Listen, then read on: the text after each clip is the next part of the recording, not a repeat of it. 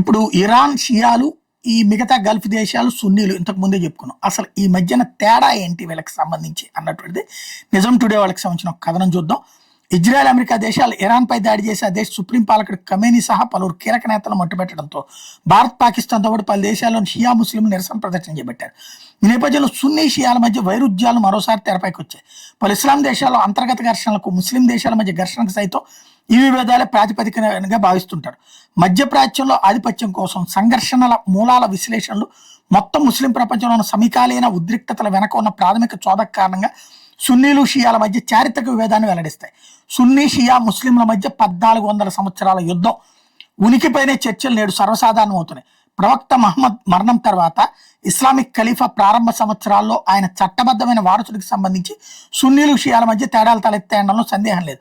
అయితే షరియా, సున్నీ, షియా వివరణల మధ్య కొన్ని విభేదాలు ఉన్నప్పటికీ రెండు వైపుల నుండి పండితులు చాలా కాలంగా సంభాషణలో నిమగ్నమై శతాబ్దాలుగా ఒకరి మతపరమైన ఆలోచన మరొకరు ప్రభావితం చేశారు. ప్రపంచంలోని అతిపెద్ద మతాల్లో ఇస్లాం ఒకటి. అన్ని దేశాల్లో కలిపి 200 కోట్ల మంది ముస్లింలు ఉండగా ప్రపంచ జనాభాలో వీళ్ళ వాటా దాదాపు 26% ఉంది. ఇస్లాంలో సున్నీ, షియా అనేవి 2 ప్రధాన వర్గాలు. ఈ 2 వర్గాల ప్రజలు అల్లాహ్ని దైవంగా ఆరాధిస్తారు. అయితే కొన్ని విషయాల్లో మాత్రం ఆ 2 వర్గాల మధ్య తేడాలు ఉన్నాయి. మహమ్మద్ ప్రవక్త మరణం తర్వాత ఇస్లాం సమాజానికి నాయకుడిగా ఖలీఫా ఎవరుండాలనే విషయంలో వచ్చిన విభజన కారణంగా సున్నీలు, షియాలు అనే 2 వర్గాలు ఏర్పడ్డాయి. ప్రవక్త అనంతరం ఆయన సన్నిహితుడే అబూబకర్, మహమ్మద్ ప్రవక్త భార్య ఆయేషా తండ్రి నాయకత్వాన్ని సున్నీలు సమర్థించారు. కర్బలా యుద్ధం తర్వాత సున్నీలు, షియాల మధ్యన విభజన శాశ్వతంగా బలపడింది. ప్రవక్త అల్లుడు, రక్త సంబంధికుడైనటువంటి అలీ ఇబ్న్ అబీ తాలిబ్ ఆయన వారసుడిగా ఉండాలని కొందరు భావించారు. వీళ్ళనే షియా ముస్లింలు అంటారు. వీళ్ళు అలీని మొదట ఇమాంగా భావించారు. ముస్లింల్లో మెజారిటీ ప్రజలు సున్నీ వర్గానికి చెందిన వాళ్ళు. వీళ్ళు 85-90% ఉంటారు. షియాలు 10-15% వరకు ఉంటారు. సున్నీలు, షియాలు ఇద్దరు ఖురాన్ని, అల్లాహ్ని నమ్ముతారు. అయితే ఆచార వ్యవహారాలు మాత్రం కొద్దిగా తేడాలు ఉంటాయి. సున్నీలు రోజుకి 5 సార్లు వేరువేరు సమయాల్లో నమాజ్ చేస్తారు. ఈ సమయంలో వీరు చేతులు కట్టుకుని ఉంటారు. షియాలు కూడా 5 సార్లు నమాజ్ చేయాలి. కానీ వీరు కొన్నిసార్లు మధ్యాహ్నం, సాయంత్రం, రాత్రి, అర్ధరాత్రి నమాజులను కలిపి 3 సార్లు నమాజ్ చేస్తారు. ప్రార్థన చేసే సమయంలో వీళ్ళు చేతులు వదిలేస్తారు. చేతులు కట్టుకోవడం వల్ల నమాజ్కి భంగం వాటిల్తుందని వీరు భావిస్తారు. షియాలు నుదుటిని నేలకు తాకించే చోట మట్టి బిళ్ళ తుర్బాను ఉంచుతారు. అలాగే అజాన్ ఇచ్చే సమయంలో సున్నీలు, షియాల మధ్య కొద్దిపాటి తేడాలు ఉంటాయి. సున్నీలు అమీన్ చెప్తే షియాలు అమీన్ చెప్పరు. అలాగే సున్నీలు, షియాల మసీదుల్లోనూ నిర్మాణ పరంగా స్వల్ప తేడాలు ఉంటాయి. భారతదేశంలో సున్నీలు, షియాలు ఒకరి మసీదుకు మరొకరు వెళ్తుంటారు. కానీ నమాజ్ మాత్రం తమ పద్ధతిలో చేస్తారు. సున్నీల్లో ఇమాం అంటే మసీదులో ప్రార్థన చేయించే వ్యక్తి మాత్రమే. కానీ షియాల్లో మాత్రం ఇమాం అంటే దైవిక జ్ఞానం ఉన్న పవిత్ర నాయకుడు. షియాల్లో మసీదులో ప్రార్థన చేయించే వ్యక్తిని మౌలానా లేదా అలీం అని పిలుస్తారు. షియాలు మహమ్మద్ ప్రవక్త వారసులైన 12 మంది ఇమాములు పూజిస్తారు. షియాలకు మొహర్రం అనేది అత్యంత ముఖ్యమైనది. మహమ్మద్ ప్రవక్త మనవడు కర్బలా యుద్ధంలో వీరమరణం పొందగా ఆయన మరణాన్ని తలుచుకుంటూ షియాలు శోకతప్త ప్రదర్శన చేస్తారు. సున్నీలు సైతం దీన్ని గౌరవిస్తారు, కానీ అంత తీవ్రంగా స్మరించరు.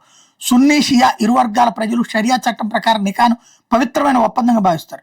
అయితే షియా వర్గంలో ముతానికాను అనుమతిస్తారు. ముతానికా అంటే ఓ రకంగా కాంట్రాక్ట్ వివాహం. నిర్దిష్ట గడువు ముగిసిన తర్వాత ఆ పెళ్లి రద్దు అవుతుంది. అలాగే నికాకు సాక్షుల విషయంలోనూ సున్నీ, షియాల మధ్య కొద్దిపాటి తేడాలు ఉన్నాయి.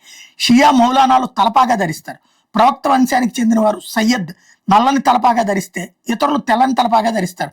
అలాగే సున్నీ ఇమాములు తెలుపు రంగు తలపాగా లేదా టోపీ ధరిస్తారు. మొహర్రం నెలలో ఇమాం హుస్సేన్ త్యాగాన్ని స్మరిస్తూ షియాలు నలుపు రంగు దుస్తులు ధరిస్తారు.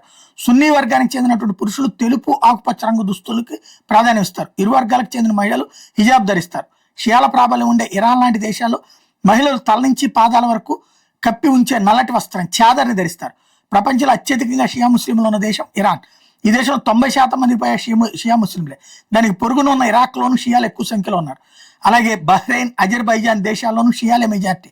అంతేకాకుండా Bharat, Pakistan, Lebanon, Yemen, Kuwait తదితర దేశాల్లో షియా జనాభా చెప్పుకోదగ్గ సంఖ్యలో ఉన్నారు. సున్నీ, షియాలు కాకుండా సుఫీ, అహ్మదియా, ఇబాదీ, వహాబీ లాంటి వర్గాలు కూడా ఇస్లాంలో ఉన్నాయి. దర్గాలు, కవ్వాలీలు సుఫీజంలో భాగం. ప్రేమతో అల్లాహ్ని చేరుకోవచ్చని సుఫీలు నమ్ముతారు. ఇబాదీలు ఒమన్లో మెజార్టీ వర్గం. ఇస్లాంను అత్యంత కఠినమైన ప్రాచీనమైన విధానాలు అనుసరించాలని వహాదీలు కోరుకుంటారు. సున్నీలు, షియాలు ఇద్దరు మహమ్మద్, అహ్మద్, ముస్తఫా లాంటి పేర్లను పెట్టుకుంటారు.